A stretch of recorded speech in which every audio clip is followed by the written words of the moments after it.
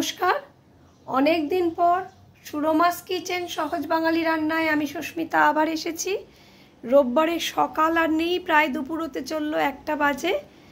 নানান রকম একটা ছুটির দিনে কাজ থাকে, তার মধ্যে বাড়ি পুরোপুরি আমার দায়িত্বে।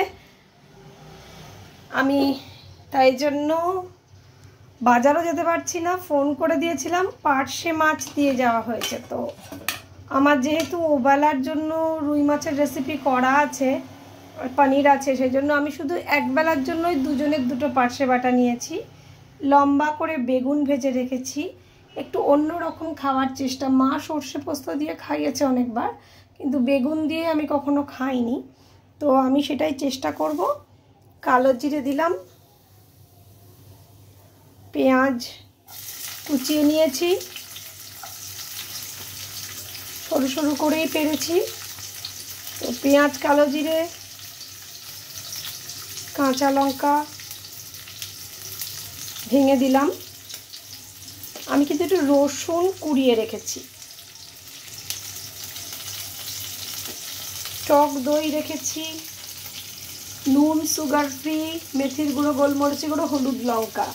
আমি কিছু রেসিপি দেখছিলাম ইউটিউবে, দেখলাম পার্শে মাছে তারা কালো জিরে আর আদা দিয়েছে। আই ডোন্ট নো আদার সাথে কালো জিরে কেমন ফ্লেভার হবে, সঙ্গে আবার জিরের গুঁড়ো। তো আমি ওরকম রান্নাটা করতে পারলাম না, যেহেতু ছোটোর থেকে মায়ের কাছে শুনেছি গোটা সাদা জিরেতে আদা যায়, আর কালো জিরেতে সর্ষে টর্ষে, পেঁয়াজ এগুলো ভালো যায়।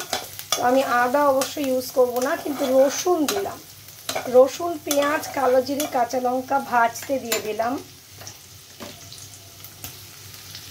আর আমার বড় দিদা, যিনি মানে মার জেঠিমা, শ্রীমতী বাণী দাস, ওনার কাছে শিখেছিলাম মাছের ঝোল যদি হলুদ আর লঙ্কা দিয়ে করা যায়, জিরে সবসময় ইউজ না করা যায়, বা মাংসের ঝোলে জিরে গুঁড়ো ইউজ না করা যায়, জিরে বাটা, জিরে গুঁড়ো, তার একটা অন্য রকম সুন্দর ফ্লেভার আসে। সো আমি হলুদ লঙ্কা দিয়েই ঝালটা করব। বড়ি দিইনি, শুধু বেগুন লম্বা করে ভেজে রেখেছি অল্প তেলে, আর কালো জিরে, কাঁচা লঙ্কা, একটু রসুন কুচি, টমেটো অনেক দিন পরে ইউজ করলাম। এখন সব কিছু মেপে মেপেই খাই। আমাকে আমার বোনের মতো কলিগরা শেখায়, বেশি তেল খাবে না, এই খাবে না, ওই খাবে না, সবার নামই নিতে হয়, কাজে কারোর নামই নিচ্ছে না। এতে নিউতে আমার গ্রেটার ফ্যামিলিকে সবার কাছে আমি কৃতজ্ঞ। আমাকে ওরা বোঝায় এটা খেলে ইউরিক অ্যাসিড বাড়বে, ওটা খেলে ওই হবে।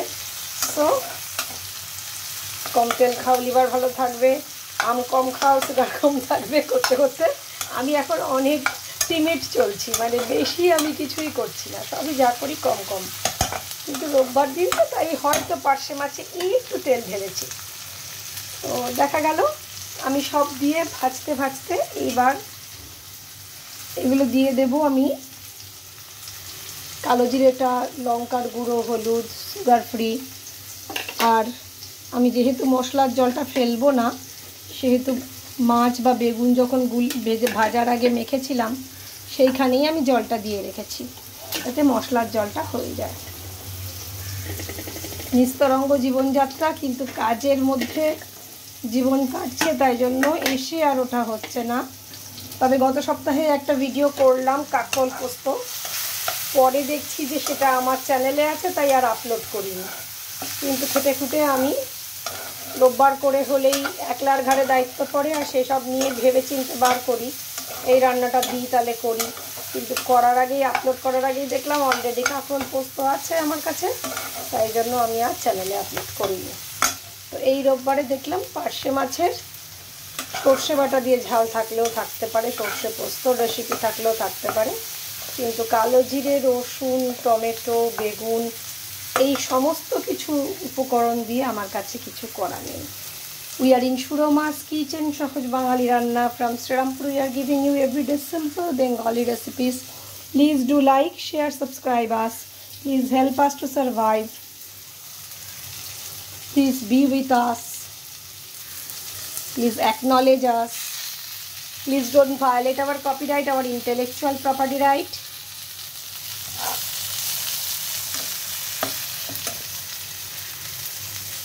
আমি একটু মশলাগুলো ভেজে নিতে নিতে দেখছি গন্ধ ছাড়ছে। পার্শে মাছ কিন্তু খুব নরম মাছ, খুব সাবধানে ভেজেছি। ধন্যবাদ আমার শ্রীরামপুরের বাজারে কৃষ্ণদাকে, ফোন করে দিলেই দিয়ে যায়। রোববার করে বাজার যেতে গেলে যে সময়ের বিলাসিতাটা লাগে সেটা আমার কাছে এখন অ্যাভেলেবেল না। শনি সোম রোজই অফিস, রোজই ইউনিভার্সিটি। তো রোববার দিন কাচাকাচি, বাড়ি পরিষ্কার, ঘর পরিষ্কার, ঠাকুর পরিষ্কার, নিজেকে পরিষ্কার করতে করতে বাজার যাওয়ার টাইম আর পাই না। কৃষ্ণদা আমাকে সাপ্লাই করে দেয় মাছ, এখানে লোকাল সবজি থাকে, সেই সবজি কিনে আমি জীবন পার হয়ে যাচ্ছি। মেঘলা আকাশ, জ্যৈষ্ঠ, 10ই জ্যৈষ্ঠ। আজকে দেখলাম সাবিত্রী সত্যনারায়ণের ব্রত গুড মর্নিং মেসেজে। কালকে ফলহারিণী অমাবস্যা। ফলহারিণী মানে যিনি কর্মফল হরণ করেন সেই মা কালীর পুজো, যেখানে ষোড়শী পুজো করেছিলেন রামকৃষ্ণদেব সারদা মাকে, করে তাকে জগতের কাছে মাতৃভাবে উদ্বোধিত করে উৎসর্গিত করেছিলেন। ত্রিপুরেশ্বরীর কাছে প্রার্থনা করেছিলেন মায়ের মধ্যে মাতৃভাব জাগরুক হওয়ার। সেই মহাতিথি কালকে। সো অবভিয়াসলি কালকে আমাদের নিরামিষ, এতেই আমার মা একটু ক্ষুণ্ণ হয়, কিন্তু আজকে পার্শে মাছের ঝাল খাইয়ে দিলে মনে হয় খুশি হবে। রান্নাটা মনের মতো করে করার চেষ্টা করলাম।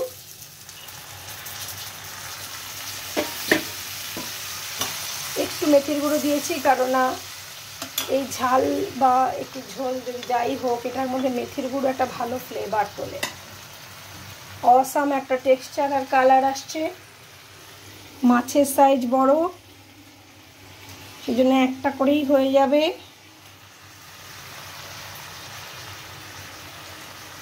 সেই জন্য বেগুনও আমি মেপেই দিয়েছি। জাস্ট একবেলার খাওয়ার মধ্যেই আমাদের এটা খেয়ে উদ্ধার করতে হবে।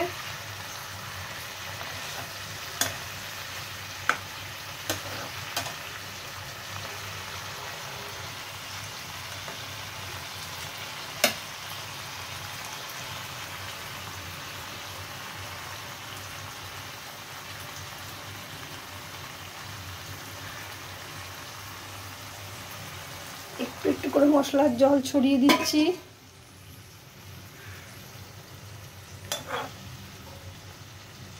বেগুন যেহেতু হালকা করে সেকে সেকে ভেজে নিয়েছিলাম, সেই হেতু মা রান্নাটা চলছে মা, সেই হেতু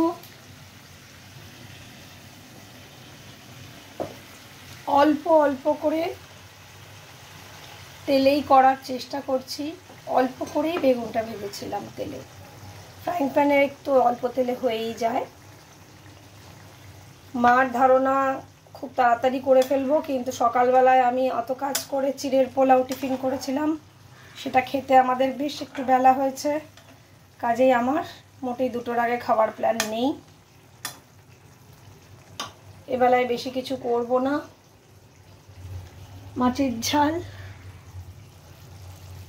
আর যদি পারি একটা ঢেঁড়সের তরকারি, এই দিয়েই আমরা খাবো। বিকেলবেলায় এক গাদা রান্না আছে কালকের জন্য, সবই ভেজ রেসিপি বানাবো। রেসিপিটা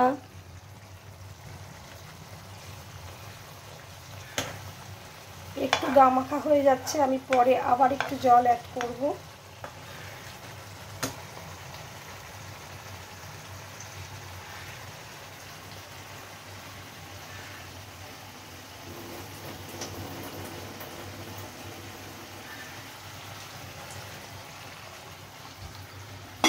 खाइए खिलाइए खुश रहिए मस्त रहिए। अगर ये पसंद है ज़रूर करके खाइए, घर पे मेरे को बताइए ज़रूर।